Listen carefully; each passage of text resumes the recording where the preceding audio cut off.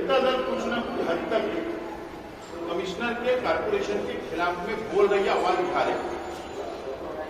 मैं चाहूंगा जनता दल इस मामले में भी आवाज उठाए और सियासी सूझबूझ रख के आवाज उठाए। और मुझे लगता है कि सियासी सूझबूझ से ये शहर के निगरान आवाज नहीं उठा रहे, बल्कि जाति मुफाद को तरजीह दी जा रही है। जाति मुफाद अपनाने के लिए, बनाने के लिए, अपना स्वार्थ सीधा करने के लिए आवाज नहीं उठाई जा रही है। इसका मतलब यह है कि अंधेरे में दाल में कुछ काला जरूर है। राजधानी हम सबकी राजधानी, ला ला ला ला राजधानी, ओ राजधानी। राजधानी गारमेंट जंक्शन, लेडीज।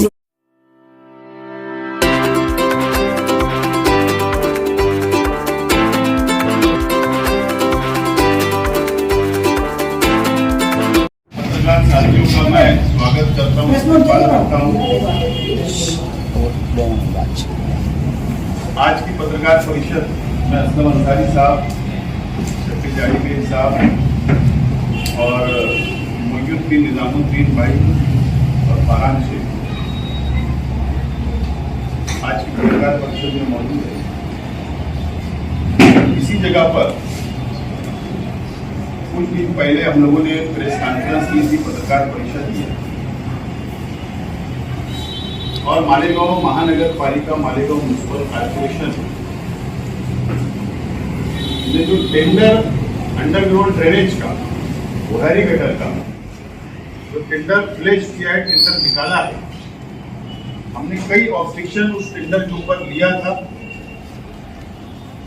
कई सवालात कमिश्नर को, प्रशासक को, डिपार्टमेंट को, एनजीपी को हमने लेखी स्वरूप में, राइटिंग में हमने दिया था।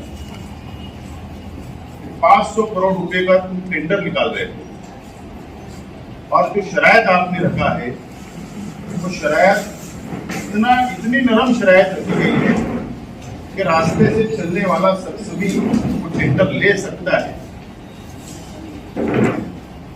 ना बुहारी गटर के काम को हमारा विरोध है और ना शहर के रास्ते के ऊपर रास्ते बनना चाहिए, कंक्रीट रास्ते बनना चाहिए, डामर के रास्ते बनना चाहिए।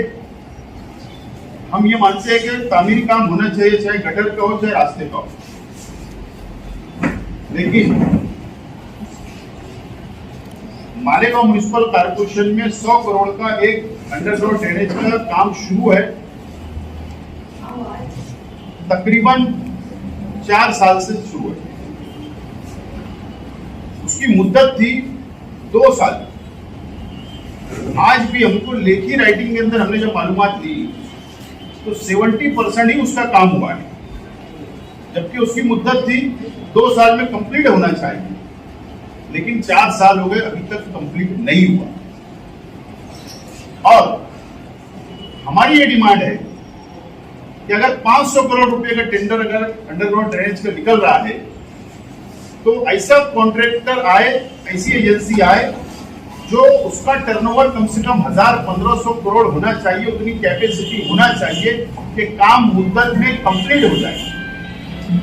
लेकिन वो शरायत को इतना नाम रखा गया और ऐसे लोगों को देने की एक साजिश, एक संयंत्र रचा जा रहा है। कुछ लोग अपना जाति स्वार्थ तो हासिल कर लेंगे, लेकिन शहर को खंडर बना दिया जाएगा, ये शक सुबह हम लोगों को है। आज भी है, जब तक कमिश्नर का जवाब नहीं आता, जब तक वो सफाई नहीं देते, जब तक हमारा शक सुबह रहेगा। कमिश्नर का जवाब नहीं आने की वजह से, प्रशासक का और एनजीपी का जवाब नहीं आने की वजह से हमने पिछली प्रेस कॉन्फ्रेंस में ये ऐलान किया था कि जरूरत पड़ने पर हम लोग हाईकोर्ट के अंदर जाएंगे और जनहित याचिका पीआईएल में असलम अंसारी साहब, जो सभागृह नेता कॉर्पोरेशन में रह चुके सीनियर कॉर्पोरेटर है, और मोइनुद्दीन निजामुद्दीन भाई जो एक पावर लूम बिजनेसमैन है, ये दोनों हमारे साथियों ने मुंबई हाईकोर्ट में कल यानी जुमा को एक जनहित याचिका पीआईएल दाखिल की। उसका नंबर HD 15830 है /23 HD 15830 /23। ये कल दाखिल हो गई और कल शाम में 5:30 बजे असलम भाई ने और मोइन भाई ने मालेगांव म्युनिसिपल कॉर्पोरेशन को नोटिस सर्व कर दी, यानी यहाँ पर उनको इंटीमेशन दे दिया गया, दाखिल कर दी गई। इन्वर्ट काफी हमारे अपने पास है, हमारे साथियों के पास। और एनजीपी नासिक जो एक पीएमसी है, जिन्होंने डिजाइन किया, जिन्होंने एस्टिमेट बनाया, जिन्होंने अटी सर्ती कमिश्नर और ये लोगों ने मिलकर रखा, जो हुकूमत महाराष्ट्र की मरी हुई एजेंसी है। क्या बोल रहा हूं मैं? सिर्फ वो एजेंसी इसलिए चल रही है कि गवर्नमेंट ने घियार निकाली है कि स्थानिक स्वराज्य संस्था, म्युनिसिपल कॉर्पोरेशन, जिला परिषद, पंचायत, इन्होंने एजेंसी बाहर की प्राइवेट नहीं निमना, गवर्नमेंट की एजेंसी एनजीपी को हायर करना, ताकि ये पैसा जो उनको कमीशन का जाएगा उससे उनका पगार चले। इसलिए मैं मरी हुई एजेंसी बोलता हूं, उनको कोई लेना देना नहीं है शहर के मुफाद में, सिर्फ टक्के रहकर अपना पगार लेना, इसके लिए वो एजेंसी है। उन लोगों को भी नोटिस और साथ साथ में नगर विकास डिपार्टमेंट, अर्बन डेवलपमेंट सेक्रेटरी मंत्रालय, MX member secretary NGP Mumbai और हुकूमत महाराष्ट्र को भी पार्टी बनाया गया है। और 21 तारीख को यानी आने वाले बुध को सुबह 10:30 बजे हमारे एडवोकेट असलम भाई और मोयुद्दीन भाई के एडवोकेट इम्तियाज खैरदी साहब, जो हमारे एडवोकेट है, वो सुबह 10:30 बजे मेंशन करेंगे मैटर। सुबह 10:30 बजे चीफ जस्टिस के पास में डबल बेंच है, वहां पर मेंशन होगा मैटर। और वो भी एक लेटर कवरिंग कॉर्पोरेशन को इन्वर्ट कर दिया गया है कि आप वहां पर 10:30 बजे हाजिर रहे, वहां हमारे वकील मेंशन करने वाले हैं मैटर को। और उसके बाद कोर्ट जो फैसला देगा, उसके बाद सभी बातें आवाम के सामने आ जाएगी।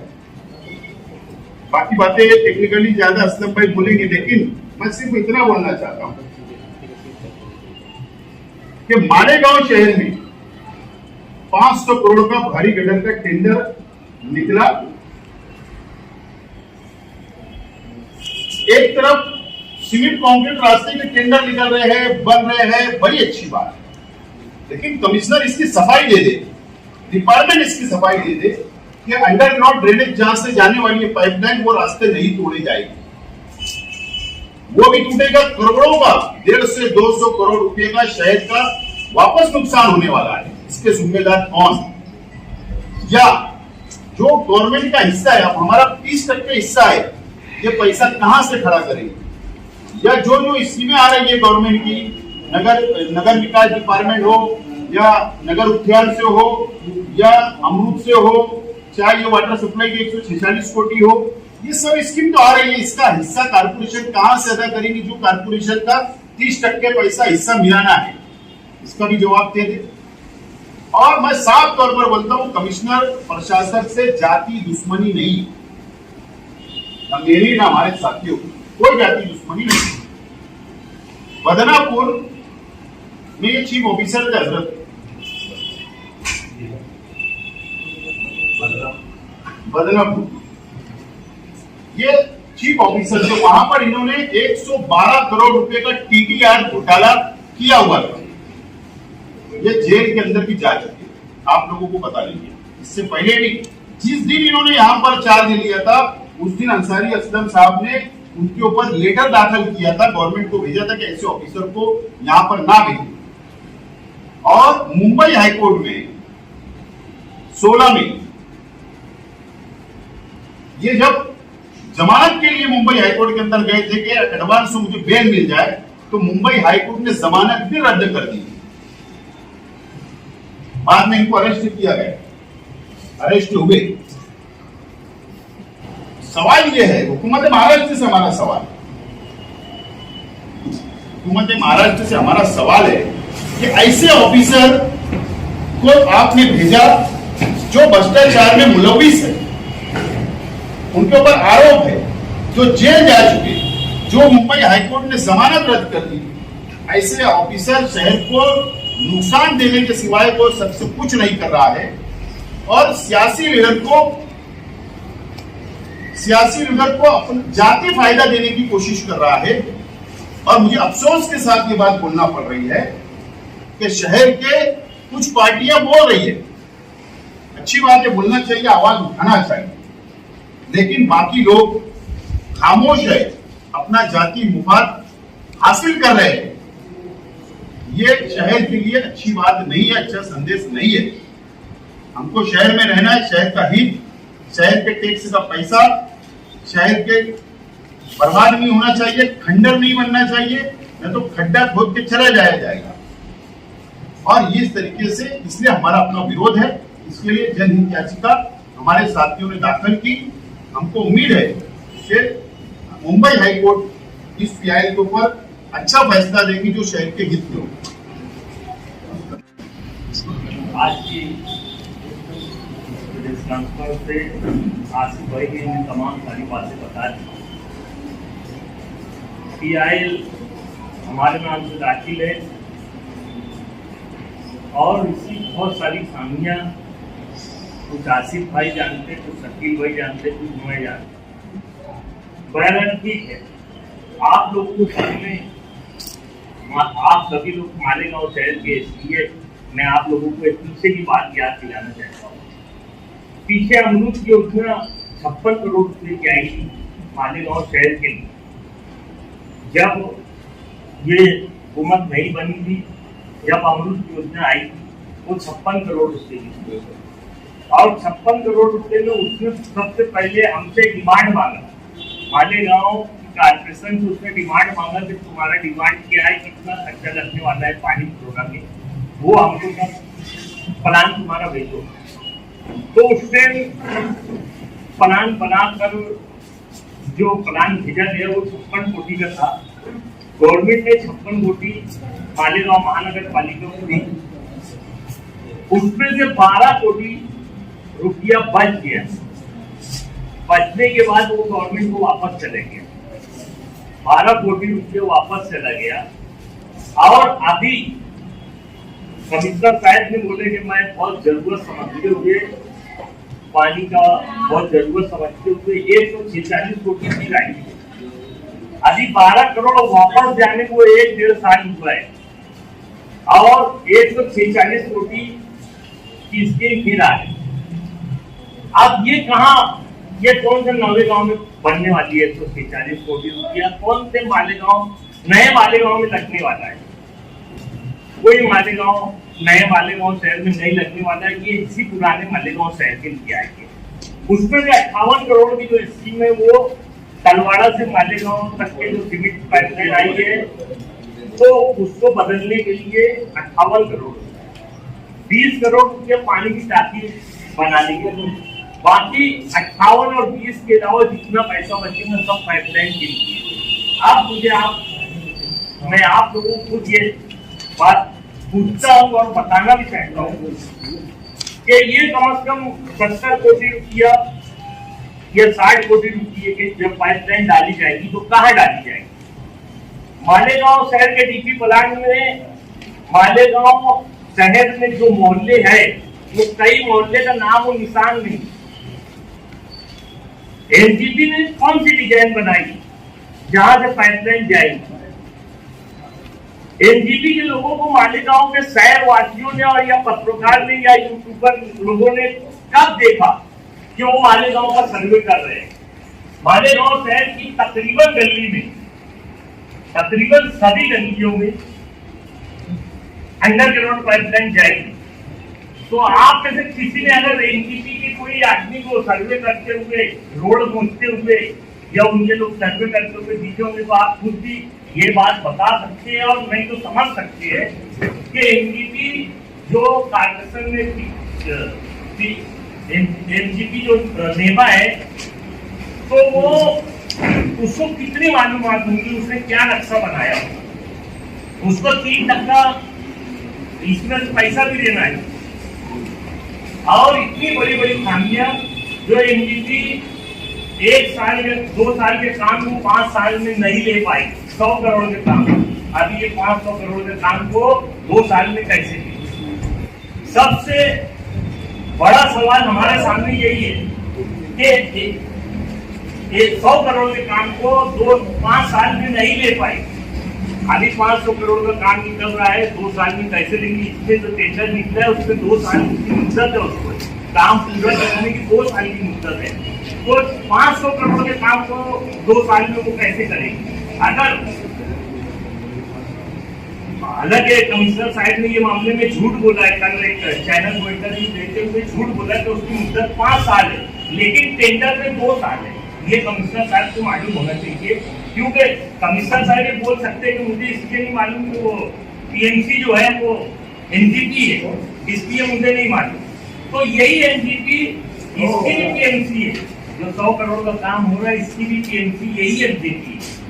और यही एनजीटी अभी 500 करोड़ का काम की है।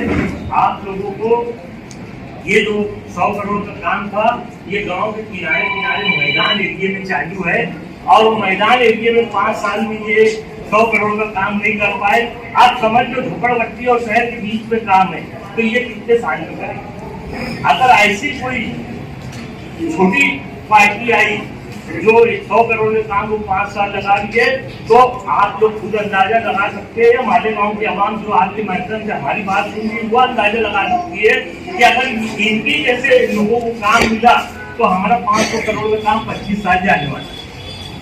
तो ये समझते हुए मालेगांव का नाम पीछे से खंडर, मालेगांव खंडर नाम है, जो आज के दौर में आप लोग देख रहे हैं कि अच्छे अच्छे रोडों का काम चालू है, बहुत सारी रोड मंजूर है, जो पुख्ता बन रही है, जिसकी जो बनाने वाला खुद जोड़ है 20 साल तक टूटेगी नहीं। तो ऐसे शहर में जहाँ अच्छी 20 साल तक नहीं टूटने वाली रोड है, उसको फिर से वापस खंडर बनाने की बात चल रही है। तो ये शहर के खंडर नाम से रहेगा क्या? ये खंडर नाम से जाना पहचाना जाएगा क्या? ये बहुत सारी यानी बातें हैं। अभी आप लोगों के सामने 100 करोड़ रुपए का काम सीमेंट कंक्रीट रोड पे निकला है, इसमें से ब्रिज का काम भी है, जो जाके आके पैरा मैडम साहबा नीचे पैरा मंजूर की थी। उसमें मैं समझता हूँ कि 70 करोड़ रुपए का सिर्फ रोड है, वो सब रोड का काम बनना चालू है, रोड बनाने का काम चालू है। अभी फिर अंडर रोड बैठक को रोड तोड़ना है, यानी मालेगांव का इसमें नुकसान भी होने वाला है। मालेगांव खंडर बनने वाला है। एक दूसरा के जो स्कीम में पैसा मिलाना है, मालेगांव महानगर पालिका का जो हिस्सा है म्हणजे आवाम का हिस्सा है। मालेगांव महानगर पालिका म्हणजे आवाम, तो जो हमको हिस्सा देना है तो हर स्कीम कोई 30% की है, कोई 33% की है। लेकिन जितना अभाव जाएगा, जितना भी 10% हो जाए या 40% हो जाए, ये पूरा पूरा अभाव जो रकम है वो महानगर पालिका को भरना है, मालेगांव के आवाम को भरना है। तो ये सब का जो भुगतान है वो हम कैसे कर सकते हैं? अगर कई केरपट्टी कोई बढ़ाएगा और बढ़ के आएंगी तो जो उसके आवक बढ़ेंगी, तो यहाँ महंगाई भी बढ़ रही है, तो कारपोरेशन को खरीदना रहता है उसमें भी पैसा बढ़ जाएगा। तो ये तो आया गया एक हो गया, ये पैसा कहाँ से भरा जाएगा? इसलिए मालेगांव के हित को देखते हुए, मालेगांव के आवाम के हित को देखते हुए हमने ये PIL दाखिल की। उसके लिए एस्टिमेट बनता है, डिजाइन बनती है, ड्राइंग बनती है। ये 500 करोड़ का प्रोजेक्ट है और अभी तक 3 दिन बचा हुआ है, अभी तक किसी भी ठेकेदार को यहाँ पर डिजाइन नहीं दी गई है। एक बात। दूसरी बात, अभी पिछले हफ्ते प्री बिड मीटिंग हुई। प्री बिड मीटिंग में जो ठेकेदार इंटरेस्टेड है उन्होंने आना और जो टेंडर निकला उसके ताल्लुक से उन्होंने उनको क्या और चाहिए, अच्छी शक्ति में बोलो या मशीनरी में बोलो, उन्होंने यहाँ पर आके बोलना।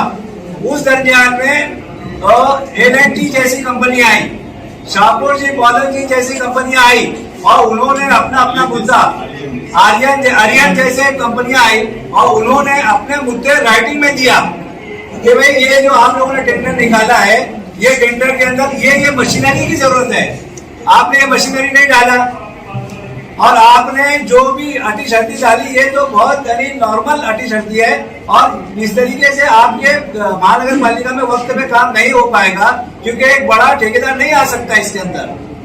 तो कहने मतलब ये किसी को फायदा पहुंचाने के लिए टेंडर निकल जाएगा, और जो भी वाटा होना है वो हो जाएगा, चाहे वो कमिश्नर हो चाहे और हो, और बाकी जो है वो हम लोग यहाँ पर हाथ मसलते रह जाएंगे।